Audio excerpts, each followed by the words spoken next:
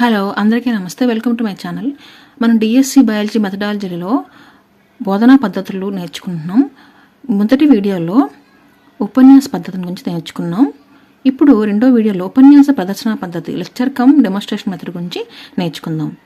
ఈ పద్ధతిలో మొత్తం ఆ పద్ధతి అంటే ఏమిటి, దాని ఉద్దేశాలు, సోపానాలు, లక్షణాలు, ప్రయోజనాలు మరియు లోపాల గురించి మనం ఈరోజు తెలుసుకుందాం. ఓకే, ఉపన్యాస ప్రదర్శన పద్ధతి లెక్చర్ కమ్ డెమోన్స్ట్రేషన్ మెథడ్ అంటే ఏంటి? ఉపన్యాసం అంటే టాక్, మాట్లాడటం. ప్రదర్శన అంటే డెమోన్స్ట్రేషన్, ఏదైనా మనం చూపించడం. రెండింటి సమన్వయంతో కోఆర్డినేషన్ చేస్తూ బోధన జరపడాన్ని ఉపన్యాస ప్రదర్శన పద్ధతి అని అంటారు. ఉపాధ్యాయునికి విద్యార్థికి పరస్పర జరిగి విద్యార్థుల్లో పరిశీలన శక్తి అనేది పెరుగుతుంది. అబ్జర్వేషన్ పవర్ అనేది పెరుగుతుంది. వినడం కాకుండానే చూడటం, చేయటం కూడా జరుగుతుంది ఈ పద్ధతిలో. కానీ ముందు పద్ధతి ఉపన్యాస పద్ధతిలో కేవలం ఉపాధ్యాయుడు అన్నీ అయి విద్యార్థికి చెప్తూ ఉంటాడు. అంతేకాకుండా ఈ పద్ధతిలో విద్యార్థుల శాస్త్రీయ వైఖరులను కలిగించి శాస్త్రీయ పద్ధతిలో శిక్షణ కూడా ఇవ్వచ్చు.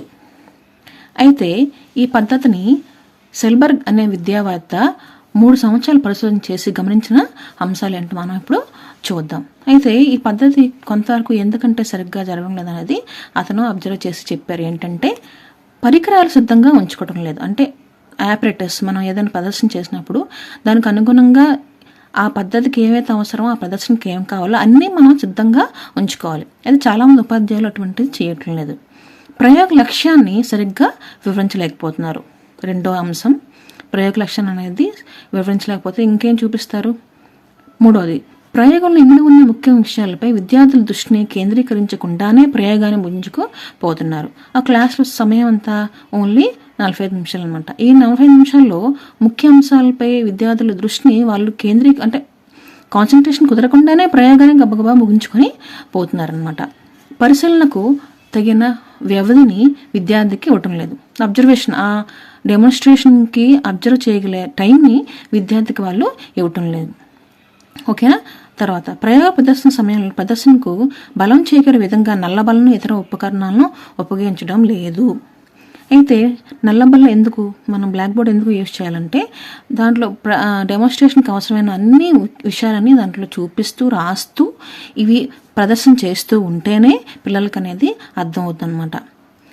సరిగ్గా ఉపకరణాలను కూడా సరిగ్గా ఉపయోగించడం లేదు. విద్యార్థుల్లో ఆలోచనలు రేకెత్తించి వారి ఉపాధ్యాయుని ప్రశ్నలు అడిగే విధంగా ఉపాధ్యాయ సంభాషణ అనేది ఉండటం లేదు. అయితే ఈ ప్రదర్శన చూసి వాళ్ళు ఏదైనా ఆలోచన వచ్చి అడిగి వాళ్ళ సందేహాన్ని నివృత్తి చేసే టైం అనేది వాళ్ళు ఉపాధ్యాయుడు ఇవ్వటం లేదు. సాధారణీకరణం, అన్వయం మీద తగిన ప్రాధాన్యత అనేది ఇవ్వటం లేదు. జనరలైజేషన్, అప్లికేషన్ ఎక్కడ జరగాలి, ఎలా జరిగించాలి అనేది ఉపాధ్యాయుడు వాళ్ళకి క్లారిటీగా చెప్పడం లేదన్నమాట. ఇప్పుడు ఉపన్యాస ప్రదర్శన పద్ధతి ఉద్దేశాలను తెలుసుకుందాం. తర్బర్ అనే కొల్లెట్ అనే వారు దీన్ని ప్రపోజ్ చేశారు. ఫస్ట్ ఏంటంటే సమస్యలు సృష్టించడం, సెట్టింగ్ ఆర్ పోజింగ్ ప్రాబ్లమ్స్. అంటే సమస్య క్రియేట్ చేస్తే విద్యార్థులు దానికి పరిష్కారం అనేది కనుక్కునేటట్టు మనం చేయాలి. సమస్యలను పరిష్కరించడం, సాల్వింగ్ ద ప్రాబ్లమ్స్. విషయాలు, భావనల వివరణ, explanation of points of concepts. అసలు ఏంటి విషయం అనేది వాళ్ళకి వివరించాలి. విషయ నిరూపణ, వెరిఫికేషన్ ఆఫ్ ఫ్యాక్ట్స్. పునః విమర్శ చేయడం, రివ్యూ ఆఫ్ లెసన్. ఇది చేస్తున్నప్పుడు, ప్రదర్శన చేస్తున్నప్పుడు లెసన్ కూడా పునర్విమర్శన చేస్తూ ఉండాలన్నమాట. పద్ధతులను, విధానాలను చూపటం, షోయింగ్ మెథడ్స్ అండ్ ప్రొసీజర్స్. నైపుణ్యాల అభివృద్ధి, డెవలప్మెంట్ ఆఫ్ స్కిల్స్. సోదాహరణలు ఇవ్వడం, గివింగ్ ఇల్లస్ట్రేషన్స్. ఉదాహరణ తేడా ఉందండి. ఉదాహరణ అంటే ఒక యానిమల్ ఉదాహరణ ఏంటంటే టైగర్. సోదాహరణ అంటే టైగర్ గురించి ఇంకా కొన్ని పాయింట్స్ యాడ్ చేసి చెప్పడం, అది బలమైన జీవి, అడవిలో రాజు, ఇలాగా చెప్పడాన్ని సోదాహరణ ఇవ్వడం అనమాట. వస్తువులను, నమూనాలను ప్రదర్శించడం, షోయింగ్ ఆబ్జెక్ట్స్ అండ్ మోడల్స్. సమయాన్ని ఆదా చేయడం. ఇవన్నీను ఉపన్యాస ప్రదర్శన పద్ధతి యొక్క ఉద్దేశాలు అనమాట. ఇప్పుడు మనం ఉపన్యాస ప్రదర్శన పద్ధతి సోపానాల గురించి తెలుసుకోవాలి. మొదటి సోపానాలు ఏంటంటే ప్రణాళిక రచన, తయారీ, ప్లానింగ్ అండ్ ప్రిపరేషన్. అసలు ఎలాగా ఉపాధ్యాయుడు ఈ ప్రదర్శన ఇవ్వాలనేది ముందు ప్రణాళికలు అనేది వాళ్ళు తయారు చేసుకోవాలి. అది చాలా చాలా ఇంపార్టెంట్. ఓకే, తాను బోధించబోయే విషయంలో సాధించాల్సిన లక్ష్యాలు, వివరించాల్సిన పాఠ్యాంశాలు, అడగాల్సిన ప్రశ్నలు, చేయాల్సిన ప్రదర్శనలు అంటూ అన్నీ ముందుగానే అతను త్వరగా ప్రిపేర్ అవ్వాలంట. దానివల్లనే అతను ప్రదర్శన అనేది చాలా బాగా ఉంటుందన్నమాట. అయితే దీనికి ప్రదర్శన చేసే ముందు ఉపాధ్యాయుడు ముందుగా ఆ ప్రదర్శన 2-3 సార్లు తను చేసుకోవాలి. ఒంటరిగా ఉన్నప్పుడు తను చేసి దాన్ని సక్సెస్ఫుల్ అయినట్టు అతను చూసుకోవాలన్నమాట. ఎందుకంటే ఆడికి వెళ్ళాక ఏదైనా ఫెయిల్ అయిందనుకోండి ప్రదర్శన, పిల్లల ముందు కొంచెం ఇబ్బందిగా మనకి ఉంటుంది. కాబట్టి 2-3 సార్లు ప్రదర్శన చేసి చూసి అప్పుడు సక్సెస్ అయిన తర్వాత పిల్లలకి చూపిస్తే మనకి ఎటువంటి ఇబ్బందికరమైన సిచ్యువేషన్ అనేది రాదు. ఇక రెండవ సోపానం పాఠాంశ పరిచయం, ఇంట్రడ్యూసింగ్ ద లెసన్. అసలు లెసన్ ఏంటి, పాఠం ఏంటి, ఆ పాఠం గురించి విద్యార్థులకు ఏమైనా ఐడియా ఉందా, వాళ్ళ పూర్వజ్ఞానాన్ని పరీక్షించే ప్రశ్నలు అడగాలి. ప్రదర్శన ద్వారా, బోధనా ఉపకరణాల ద్వారా వ్యక్తిగత అనుభవాలు, జీవిత సంఘటనలు, కథలు, ఉదాహరణలు ఇచ్చి పాఠాంశ పరిచయం అనేది చేయాలి. వాళ్ళకి మోటివేట్ చేయడానికి ముందు వాళ్ళకి ఎగ్జాంపుల్స్ అన్నీ ఇస్తూ, కొన్ని ఉపకరణాలు చూపిస్తూ, కొన్ని జీవిత సంఘటనలను జోడిస్తూ వాళ్ళకి పాఠాంశ పరిచయం అనేది ఇవ్వాలి. పాఠాంశాన్ని హాజరుపరచడం అంటే ప్రజెంటేషన్ ఆఫ్ ద సబ్జెక్ట్. ఎలాగా లెసన్ చెప్తూ ఉంటారు, అలా మామూలుగా చెప్తే ఇది ఉపన్యాస పద్ధతిలోనే ఉంటుంది. అలా కాకుండా ఉంటే మధ్య మధ్య లెసన్ చెప్తున్న మధ్యలో క్వశ్చన్లు అడగడం, వాళ్ళకి ఏవైనా ప్రాబ్లమ్స్ వస్తే వాళ్ళని నివృత్తి చేయడం, చక్కగా మృదువుగా మంచి కంఠస్వరంతో వాళ్ళకి ఎక్స్ప్లెయిన్ చేస్తూ సరళమైన భాష ఉపయోగించాలి. అంటే మనకి నాలెడ్జ్ ఉందని పిల్లల మీద మనం ప్రయోగించకూడదు. మనం చాలా సింపుల్ లాంగ్వేజ్ ఉపయోగిస్తే పిల్లలకి బాగా అర్థం అవుతుంది అనమాట. తర్వాత ప్రయోగ నిర్వహణ, ఎలాగా మనం డెమోన్స్ట్రేషన్ ఇవ్వాలి, జాగ్రత్తగా ప్రయోగం నిర్వహించాలి. ఒక ఆర్డర్లో మనం ప్రయోగం స్టెప్ బై స్టెప్ మనం నిర్వహించాలి. ఉద్దేశాలు, లక్ష్యాలు పూరించేలా ఉండాలి. ప్రయోగం అన్నది విఫలం కాకూడదు.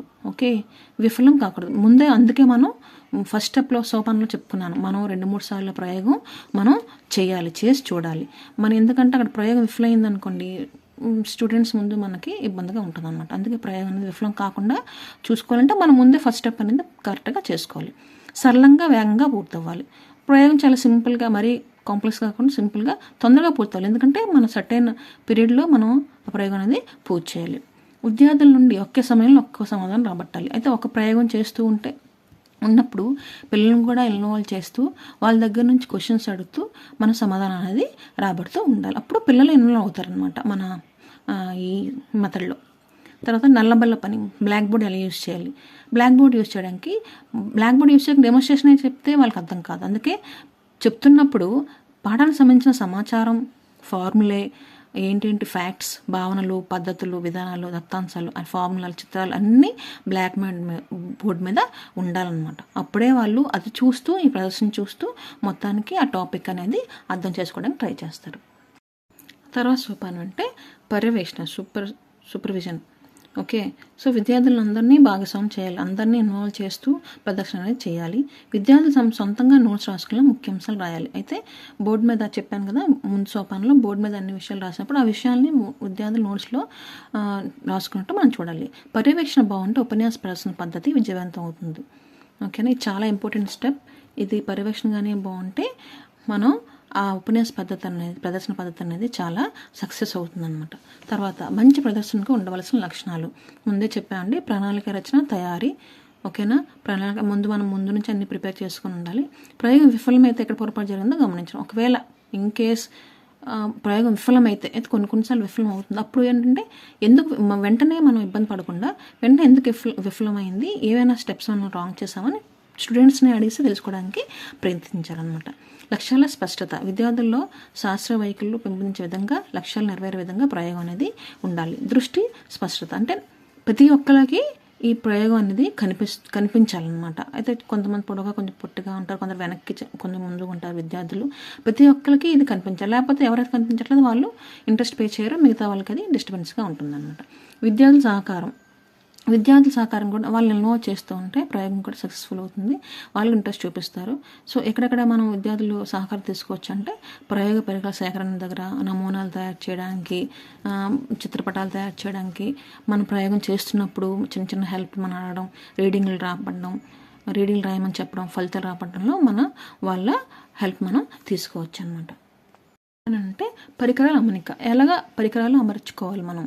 ప్రయోగానికి పనికొచ్చే పరికరాలు లెఫ్ట్ చేతి వైపు ఉంచుకోవాలి. ఉపయోగించే తర్వాత పరికరాలని కుడి చేతి వైపు పెట్టుకోవాలి. అలాగైతే మనకి ఇబ్బంది ఉండదు. పరికరాలు పెద్దగా ఉండాలి, ఎందుకంటే పిల్లలందరికీ కనిపించాలి కాబట్టి పరికరాలు కొంచెం పెద్దగా ఉన్నాయి సెలెక్ట్ చేసుకోవాలి. అదనంగా కొన్ని పరికరాలు ఉంచుకోవాలి, ఎందుకంటే కొన్ని గాజు కాబట్టి పరికరాలు విరిగిపోవచ్చు. అప్పటికప్పుడు మనకి వేరేది తెచ్చుకోవడానికి టైం పడుతుంది, మన టైం వేస్ట్ అవ్వకూడదు. అందుకనే కొన్ని అదనంగా పరికరాలు అనేది మనం టెస్ట్ ట్యూబ్స్ కానీ ఏవైనా సరే ఉంచుకోవాలి, బేకర్లు కానీ ఉంచుకోవాలన్నమాట. మొత్తం పరికరాలు ముందే విద్యార్థుల ముందు ఉంచకూడదు. అయితే మనం మొత్తాన్ని చూపిస్తే వాళ్ళు కన్ఫ్యూజ్ అవుతారు, ఏంటి ఇన్ని ఉన్నాయి, ఇది ఎందుకు ఉపయోగిస్తారు, మనం చెప్పింది వినకుండా వాళ్ళన్నీ ఆలోచిస్తుంటారు అనమాట. అందుకే వాటిని వేరేగా ఒక బ్యాగ్లోనో ఒక అట్ట డొక్కులోనో పెట్టుకొని పక్కన పెట్టుకొని ఒక్కొక్కటి పరికరాలకు అవసరమైనది తీస్తూ ఉండాలన్నమాట. ప్రత్యామ్నాయ ఉపకరణాలు.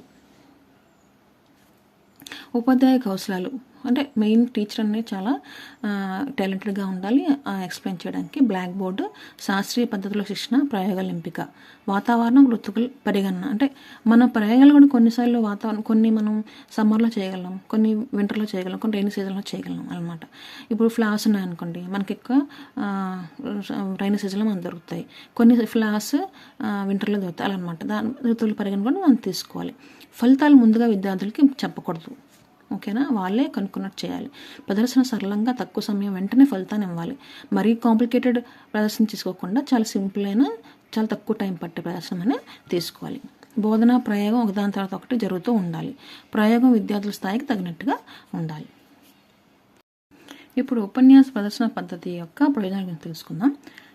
ఫస్ట్ ప్రయోజనం ఏంటంటే సమయాన్ని, ధన వ్యయాన్ని తగ్గించవచ్చు. తక్కువ పరికరాలతో మనం చూపించి మనం కంప్లీట్ చేయొచ్చు. ఆసక్తిని, ఆలోచనలు, పరిశీలన శక్తిని పెంచవచ్చు. మూర్త భావనలు కలుగుతాయి. శాస్త్రీయ దృక్పథం, శాస్త్రీయ పద్ధతిలో శిక్షణ అనేది లభిస్తుంది. ప్రయోగ పరికరాలు చాలా అరుదుగా ఉన్నప్పుడు దీన్ని ఎక్కువగా ఉపయోగించవచ్చు, ఎందుకంటే పరికరాలు అందరూ కొనలేరు కదా పిల్లలందరూ. స్కూల్ తరఫున మనం ఖరీదాన్ని కొని వాళ్ళకి చూపించవచ్చు. ప్రయోగాల అపాయాలు, ఎందుకంటే మన పిల్లలు చేస్తే వాళ్ళకి అపాయాలు కలగవచ్చు, కాబట్టి టీచరే చేసి చూపించడం వల్ల అంత అపాయాలు అనేది ఉండవు. చిక్కులు, ఇబ్బందులు కూడా వాళ్ళకి ఉండవు. ప్రత్యేక నైపుణ్యాలు అవసరమైనప్పుడు ఇవి ప్రయోజనాలు అనేవి ఉంటాయన్నమాట. తర్వాత లోపాలు. లెర్నింగ్ బై డూయింగ్, చేయడం వల్ల నేర్చుకోవడం అనేది అసలు ఉండదు. ఉపాధ్యాయుడు ప్రయోగాలు నిర్వహించి తెలపవచ్చు. ఉపాధ్యాయుడే అన్నీ చేసి చూపించేస్తారు ఒక్కొక్కసారి, కాబట్టి వాళ్ళకి పిల్లలకి పెద్దగా ఆసక్తి అనేది కలగదనమాట. భాష చాలా కష్టంగా వాళ్ళకి అర్థం కాకుండా ఉంటే వాళ్ళకి పిల్లలకి అర్థం అవ్వదన్నమాట. విద్యార్థుల హేతువాద శక్తి సక్రమంగా వృద్ధి పొంది పూర్తిగా శాస్త్రీయ ఆలోచన చేసి స్వయంగా పరిశోధించడానికి తగిన అభ్యాసం అనేది వాళ్ళకి లభించదు. ఈ పద్ధతి తరగతి పరిమాణం, విద్యార్థుల సంఖ్య, ప్రదర్శన విజయం మీద ప్రభావం చూపుతుంది. అయితే తరగతి గది చాలా చిన్నదైన విద్యార్థులు ఎక్కువగా ఉన్నప్పుడు ఇది చాలా ఇబ్బంది అవుతుంది అనమాట. వాళ్ళందరికీ ఇది అర్థం కాదు. విద్యార్థుల మానసిక శారీరక స్థాయిలకు తగిన ప్రాముఖ్యత ఇవ్వకపోవచ్చు. ఇది శిశు కేంద్రిత పద్ధతి కాదు.